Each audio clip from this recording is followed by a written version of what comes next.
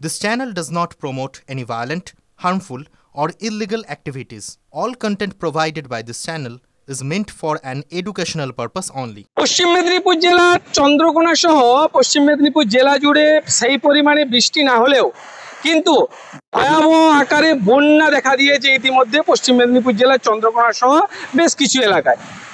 যেটা জানা যাচ্ছে বাঁকুড়া সহ বেশ কিছু এলাকাতে প্রচুর বর্ষণ হয়েছে। সেই বর্ষণের জেরে শিলাবতী ও কেঠিয়া নদীর জল বেড়ে প্লাবিত চন্দ্রকোনার 1 ও 2 নম্বর ব্লকের বিস্তীর্ণ এলাকা। কিন্তু এই বন্যার হঠাৎ কারণ কি, এটাই কিন্তু এলাকার কৃষক থেকে শুরু করে সাধারণ মানুষ তারা কিন্তু ভাবছে। প্রত্যেকে কিন্তু একটা বলছে যে ডিভিসি জল এখনো কিন্তু ছাড়েনি, অর্থাৎ ডিভিসি জল ছাড়লেও এই নদীতে কিন্তু এখনো সেই জল এসে পৌঁছয়নি। কিন্তু বন্যার কারণ তারা যেটা বলছে, দীর্ঘদিন ধরে এই এলাকার সমস্ত যে নদী, সেই নদীগুলি কিন্তু ইতিমধ্যে মজে গিয়েছিল। দেখুন, এই সরকার প্রায় 15 বছর হয়ে গেছে, এখনো পর্যন্ত আমরা দেখতে পাইনি যে সরকারের উদ্যোগে একটার পর একটা খাল কাটা হয়েছে। সেক্ষেত্রে আমরা দেখছি বিঘার পর বিঘা জমিতে অবৈধভাবে মাটি চুরি করা হচ্ছে, বিক্রি করা হচ্ছে। তো সেই জায়গায় এটা স্বাভাবিক। আজকে আমাদের জেলায় কোনো বৃষ্টি সেভাবে হয়নি বললেই হয়। বাঁকুড়া, বিষ্ণুপুর, গড়বেতা এই জায়গায় রেকর্ডপূর্বভাবে কালকে বৃষ্টি হয়েছে। তো সেই বৃষ্টির জলে আজকে আমরা দেখতে পাচ্ছি চন্দ্রকোনার প্রায় অনেকটা অংশ বন্যায় বৃষ্টির জলে প্লাবিত হয়েছে। এই জলটাতে এবার ঘাটালে গিয়ে পড়বে। দেখুন, মাস্টার প্ল্যান আগেও যা ছিল এখনও তাই। এক কথায় বলা যায়, মাস্টার প্ল্যান আগে ছিল হৃদয়ে, এখন আছে পকেটে। মাস্টার প্ল্যানের নাম করে শাসক দলরা লক্ষ লক্ষ কোটি কোটি টাকা পকেটে পুড়ছে। আগে আমরা সবাই জানতো মাস্টার প্ল্যান হবে হবে, সেটা আমাদের হৃদয়ের মধ্যেই গাঁথা ছিল। আজকের দিনে মাস্টার প্ল্যান নাম করে শাসক দল বহু টাকা লুটছে, নদী কাটার কোনো ব্যবস্থা করেনি। দেখো, শাসক দলের কথা, বিজেপির শাসক দল মানে কেন্দ্রের শাসক দল তো বিজেপি, এদের কথার জবাব দেওয়ার প্রয়োজন আছে বলে মনে করি না। কারণ এরা গ্রামেও যায় না, নদীও দেখেনি, খালও দেখেনি। শুধু তৃণমূলকে অ্যাটাক করতে হবে, সমালোচনা করতে হবে, তাই করতে হবে, ওদের কথা জবাব দিচ্ছে না। আমি শুধু একটা কথা বলছি, দেখো, পশ্চিমবঙ্গ সরকার এবং মাননীয় মুখ্যমন্ত্রী মমতা বন্দ্যোপাধ্যায় তার লেভেল বেস্ট চেষ্টা করে যাচ্ছে, লেভেল বেস্ট। আজকে দেখেছো না, বন্যা হয়েছে কাল থেকে। এই যে আমার সামনে আমার এমএলএ বসে আছে, এই যে প্রাইমারি টিচারের সভাপতি বসে আছে, আরো সমস্ত শাখা সংগঠনের নেতারা, প্রধান, পঞ্চায়েত সমিতির সভাপতি, সব। আমি নিজে এসে গেছি। বিডিও, এই যে দেখো, বিডিও ঘুরছে, ডিএমএসপি ঘুরছে, মন্ত্রী এসছে, গড়বেতা করে এখানে আসছে। তো কলকাতা থেকে অফিসাররা আসছে, মুখ্যমন্ত্রী কঠোর নজরে। কিন্তু সমস্যা হচ্ছে, ডিভিসি যতদিন না সজাগ হয়, আবার বলছি, অনেকে ভাবছে এটা হয়তো একটা কথার কথা না, ডিভিসি 100 ফুট মাটি পড়ে ভরাট হয়েছে। দেখো, তারা এইটাকে ড্রেজিং করে আরো তো 100 ফুট করে জল থাকতে পারতো ওই রিজার্ভারে। দেখো, বন্যা আমি বলছি না যে এটা কারোর দান, কেউ করে দেয়, ন্যাচারাল ক্যালামিটি।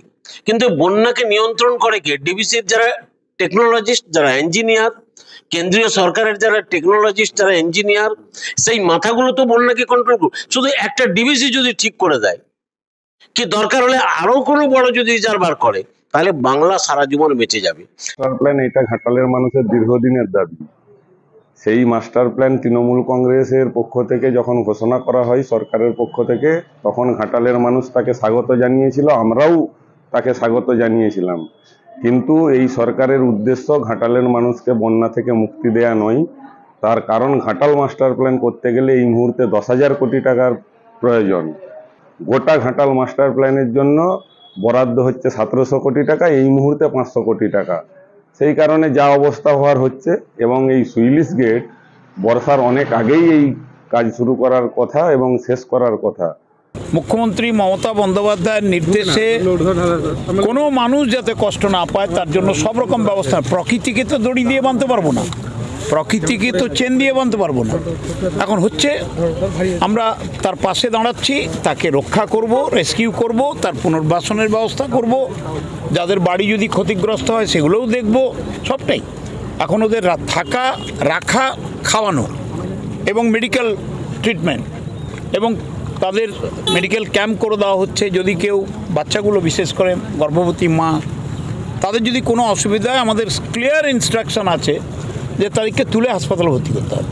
নিকাশি ব্যবস্থা বেহালের জন্যই কিন্তু এই বন্যা, আর এই বন্যাতেই সেচ দপ্তর থেকে শুরু করে প্রশাসনের বিরুদ্ধে একাধিক কিন্তু ক্ষোভ সৃষ্টি হয়েছে এলাকার মানুষজনদের মধ্যে। এলাকার মানুষজন বলছে ইতিমধ্যে আগের যে বর্ষা, সেই বর্ষাতে একাধিক নদী বাঁধের কিন্তু বেহাল দশা ছিল। সেই নদী বাঁধগুলি মেরামত ইতিমধ্যে কাজ শুরু না হওয়াতে নতুন করে সেখানে কিন্তু ভাঙন দেখা দিয়েছে, রাতের ঘুম উড়েছে এলাকার সাধারণ মানুষের। এই বন্যার কারণ কোনো অনাবৃষ্টি নয়, নদী শিলাবতী নদী আর শিলাবতী নেই। শিলাবতী নদী এখন নালা হয়ে গেছে, জল জমেছে, চারদিকে নদী বাঁধ ভেঙে যাচ্ছে, ভেঙে গিয়ে চাষিদের ক্ষয়ক্ষতির পরিমাণ বাড়িয়ে দিয়েছে। পলাশ চাবড়ি মানে শিলাবতী নদী তেসরাল হইতে বাঁকা অবধি পুরো মানে নদী হচ্ছে মানে মুজে গেছে। সংরক্ষণ সংস্কার করার দরকার আছে, যার জন্য এই বন্যার পরিস্থিতি চাপ বেশি। মানে কি জলটা নিকাশি হয়নি? জল নিকাশি মোটেই হচ্ছে। নদী কি পরিস্থিতি হয়ে গেছে? নদী একদম মানে ফেলে মানে পুরো বাড়ির মধ্যে সব জল ঢুকে গেছে।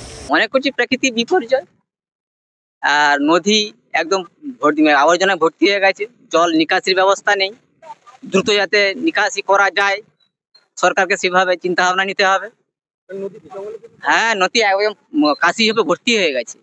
নদী জল পরিষ্কার হবে যাওয়ার মতো পরিস্থিতি নেই, যাতে করে যাই এটাই সরকারের কাছে বক্তব্য রাখবো বা বলবো।